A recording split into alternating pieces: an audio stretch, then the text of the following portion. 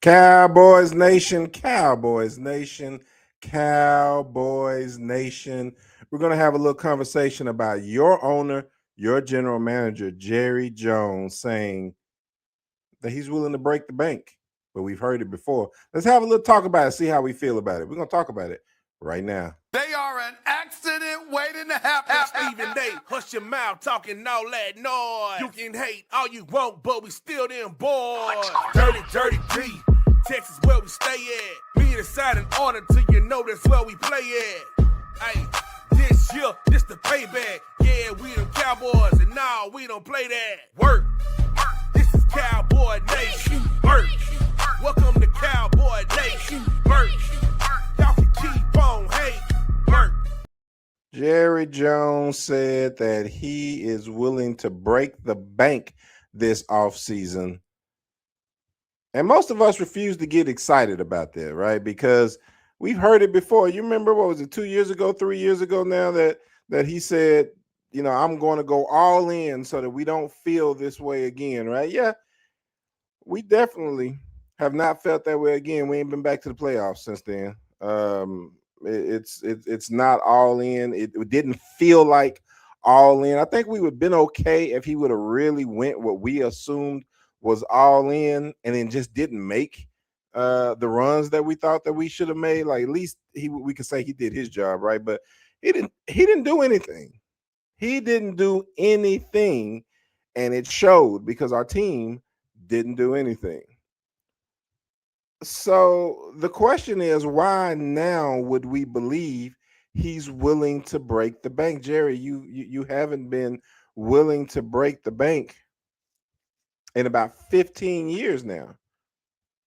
I mean, I ain't talking about just the 30 years that we haven't won a Super Bowl, but I'm talking about just in the last almost 2 decades, not even really doing anything that would be considered a gambler, right? Because that's what they said in the special that you guys put out, was that Jerry Jones was a gambler, but he hadn't done any gambling in almost 2 decades. So now you're saying you're willing to break the bank and your people don't believe you. And I was listening to Fish this morning because Fish was talking about this very, very conversation. And if you haven't listened to Mike Fisher, he's probably an authority on the Dallas Cowboys. He's one of the best to ever do it. So I listen to a lot of podcasters and journalists, and Mike Fisher is one of those guys who really knows what he's talking about. When he starts talking about Jerry Jones, it's probably because he was sitting next to him. I mean, that's some important stuff. So I was listening to him because I was really curious. Like, come on, Fish, you got to tell me something that would make me actually want to believe Jerry Jones this time. What is it that would make me want to believe that he's really going to break the bank? And he said something very, very, very important. He said something that I thought was very important. He said over the last basically 15 years, the person that has been making the decisions and keeping Jerry out of Jerry's way has been Stephen Jones.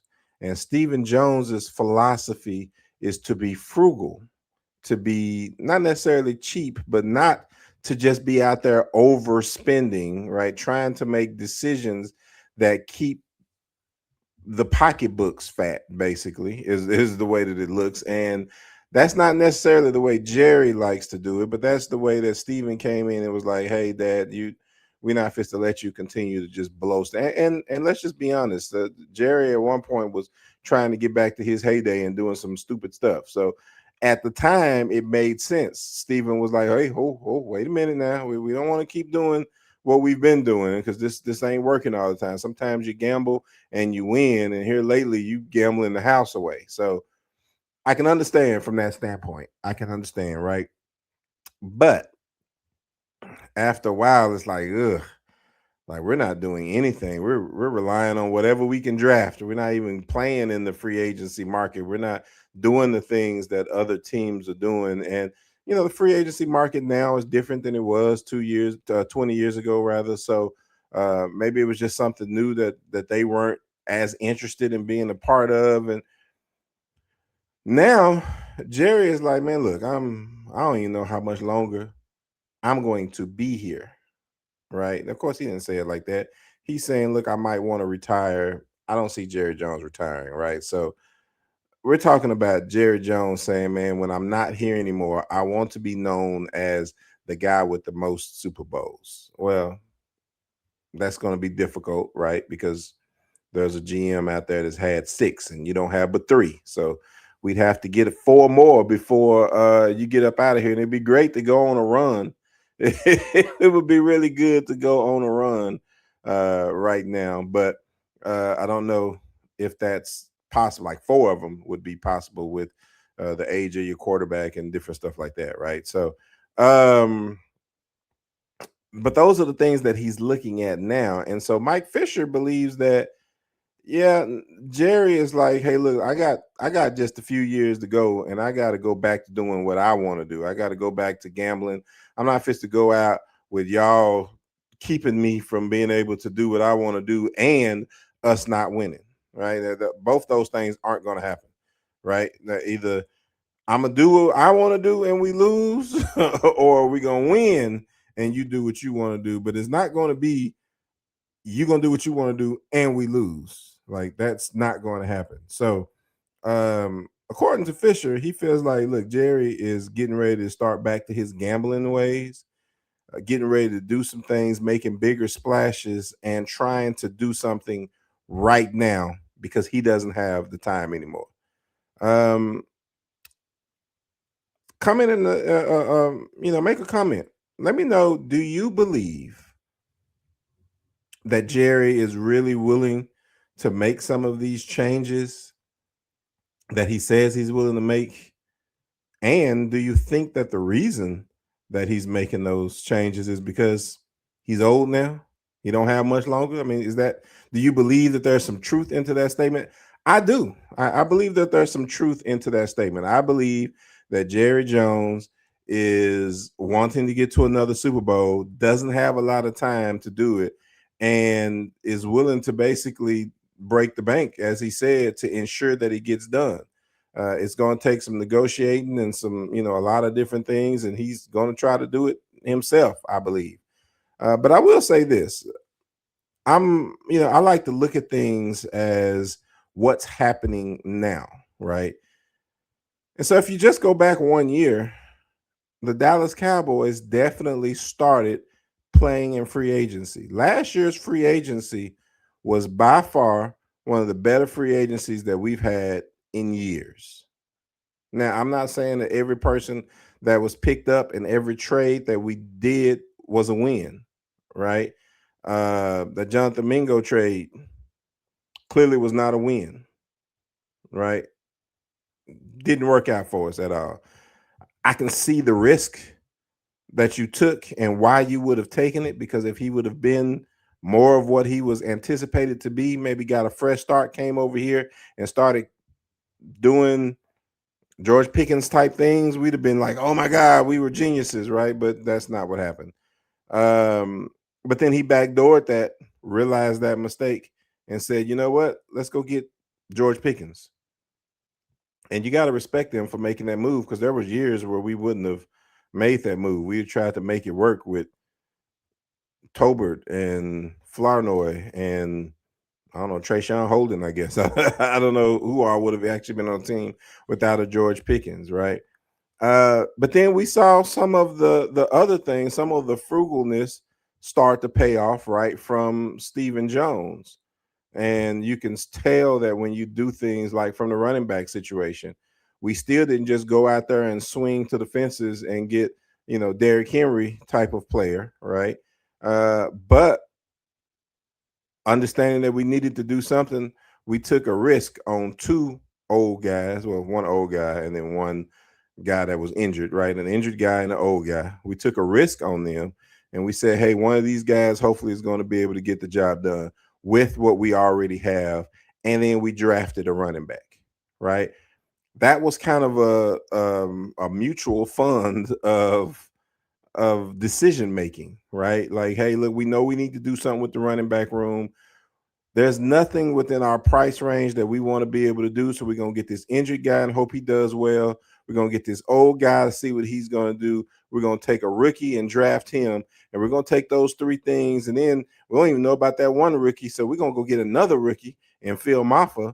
And we're going to draft him too. And now it becomes just a conglomerate of, hey, between these 4 new pieces, we should be able to make at least 1 year, and then we'll figure out what we're doing into the second year. Now you get into the second year.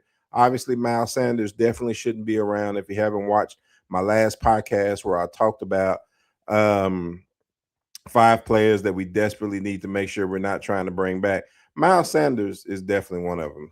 He doesn't need to be brought back with what we have. If I was going to go with what we have right now, I wouldn't be upset. I wouldn't be upset at the running back position, right? I think, and I'm going to go do position by position as we start to move into next week. But I think just, briefly here, if we talk about the running back position with, if you're able to re-sign Williams, which would be part of breaking the bank, making sure you get it done, right? If you can re-sign Javonte Williams, and then you saw a little bit of flashes from Jaden Blue, you do have a little bit of Phil Maffa that can kind of do the things that Williams, Javonte Williams does, right? You're keeping him in. Then you got Miles Davis, who is kind of your veteran type player, even though he hasn't been a superstar in the league for a long time. He's been consistently giving you little bursts of sunshine over the past few years. I think if we have those 4 guys, and then the what's the new guy with the funny name? I don't forgot his name already, but he's actually a decent running back. I watched film on him as well. You take those 5 guys in the camp, I'm not upset with you next year. I'm not. Now, yes. Yeah. If we draft somebody maybe in the late rounds, I'm not upset. I'm not upset if you draft somebody in the late rounds either. But if you do go in with just those guys, I'm also not upset. So, that just kind of shows you from a decision-making standpoint how Jerry Jones being aggressive, Stephen Jones still being there, has created and will create opportunities for the Dallas Cowboys. I think just like last year that they were going to be active in the offseason, right? But I don't believe that we are break the bank active. I don't think we're going to go out and sign the number one offensive tackle or the number one running back that's on the board in free agency. I don't think that we're going to make decisions like that, go out there and get the top cornerback on the free agency market. I don't think we're going to do any of those things, right? But I do think that there's going to be a mutual fund of decisions that's going to turn into a pretty decent offseason, even if when we first hear it, we don't like it, right? When we first heard George Pickens, there was a lot of excited people, but there was a lot of people saying, man, what is he going to bring to the table? How hard is he going to be? He's a bad teammate. We didn't know nothing about him. We were just saying what other people heard, right? The same thing when Javonte Williams came, they were really like, man, we didn't do anything to the running back room. That's literally what we said all of last offseason. We didn't do anything to the running back room. Come to find out, we had a pretty decent running back room. I think if they can do something similar to that in the secondary, the cornerback room, even the safety room, the defensive back room, I think that I would be very excited if something like that was done, right? And that's kind of what I expect to continue. I don't expect for us to go out and, like I said, just literally break the bank and get the number one at every position of need, right? That's not what I expect. I think that when he says break the bank, that means we're going to try to keep what we got because they love keeping what they have. So they're going to try to keep the Javonte Williamses. They're going to try to keep George Pickens. Obviously, the rookies that we have are already on contract. They're going to try to make other decisions and do things that actually make the team better, right? Breaking the bank on what they already have and then making mutual fund type decisions on other positions. And I expect for that position to probably be like the defensive back room or something like that. I would like for it to be on the offensive line. What I don't want us to do is go into the offseason and not address the fact that our offensive tackles are horrible. Now, there are conversations about Tyler Smith moving to the left tackle, which frees up Guyton to maybe move over to the right tackle. And then we have, Nate that's going to be doing some things as well.